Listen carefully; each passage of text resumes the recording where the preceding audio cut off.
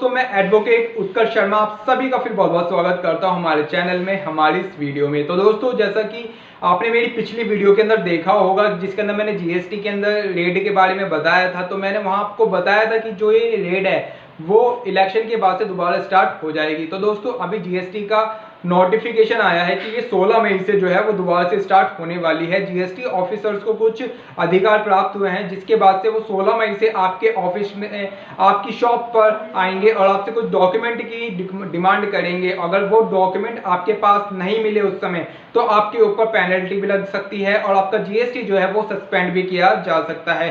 तो आइए चलते हैं वीडियो की तरफ और जानते हैं वो कौन से डॉक्यूमेंट है जो हमें अपने पास कैरी करके रखने हैं।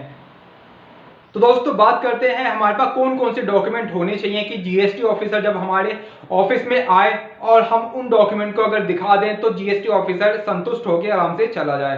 तो दोस्तों, जैसा कि आप जानते हैं कि ये 16 मई से जो है ये रेड स्टार्ट होने वाली है, तो ऑफिसर जो है वो आपकी शॉप पे आएंगे और डॉक्यूमेंट की अगर जो डिमांड करते हैं वो आपके पास नहीं हुए तो आपकी पर पेनल्टी जो है वो लगेगी ही लगेगी और साथ में हो सकता है आपका जीएसटी रजिस्ट्रेशन जो है वो भी सस्पेंड कर दिया जाए। तो दोस्तों, सबसे पहले तो आपके पास होना चाहिए एक साइन बोर्ड। साइन बोर्ड मतलब कि आपके जो शॉप का जो नाम है, बोर्ड जो है वो आपके पास होना चाहिए। उसके अंदर आपके पास जो बोर्ड है उसके अंदर आपका जो जीएसटी रजिस्ट्रेशन है वो मेंशन होना जरूरी है और साथ में जो आपका शॉप का नाम है मैसर्स एबीसीडी करके वो भी उसके अंदर लिखा होना चाहिए। और साथ में दोस्तों, जिस प्लेस पे वो शॉप है आपकी उस प्लेस का नाम भी नीचे मेंशन होना चाहिए और साथ में जो उसका प्रोपराइटर है उसका नाम भी उसके अंदर लिखा होना चाहिए कि जो भी उस प्रोपराइटर का नाम है वो उसके बोर्ड के अंदर लिखा होना जरूरी है।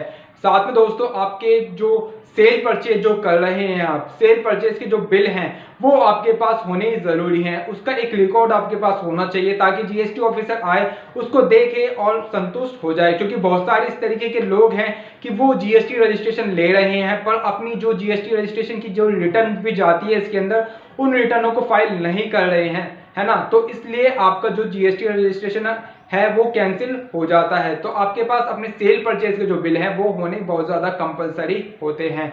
और साथ में दोस्तों, आपके पास कोई अगर एडिशनल बिजनेस प्लेस है ना, तो उसका जिक्र भी आपके जीएसटी रजिस्ट्रेशन के अंदर होना जरूरी है।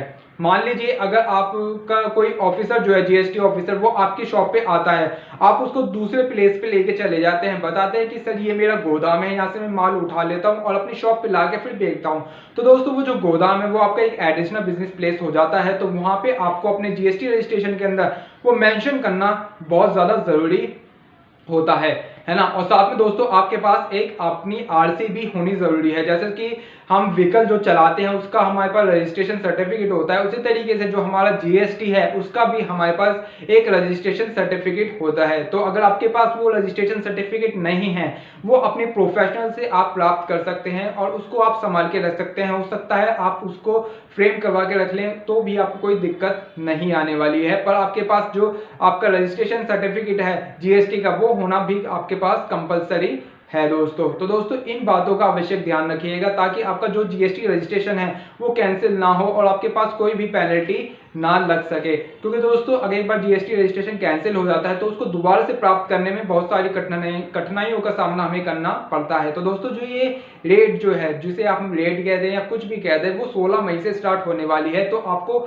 बहुत ज्यादा अवेयर हो जाने की बहुत ज्यादा जरूरत है और इन डॉक्यूमेंट जो मैंने आपको इस वीडियो में बताए हैं उनको अपने पास जरूर रखिएगा। हो सकता है एक फाइल मेंटेन कर लीजिए, अपने जितने भी डॉक्यूमेंट है अपने फाइल में एक में रख लीजिए ताकि जीएसटी ऑफिसर आए आप उसको फाइल को आसानी से दिखा सके और आप ज्यादा होपलेस भी ना हो। तो दोस्तों, आपको जानकारी हमारी वीडियो अच्छी लगी हो तो चैनल को सब्सक्राइब करके वीडियो को लाइक कीजिएगा ताकि हमारा हौसला बढ़े, आगे हम आपके लिए और अच्छी अच्छी वीडियो लाते रहें। Thank you.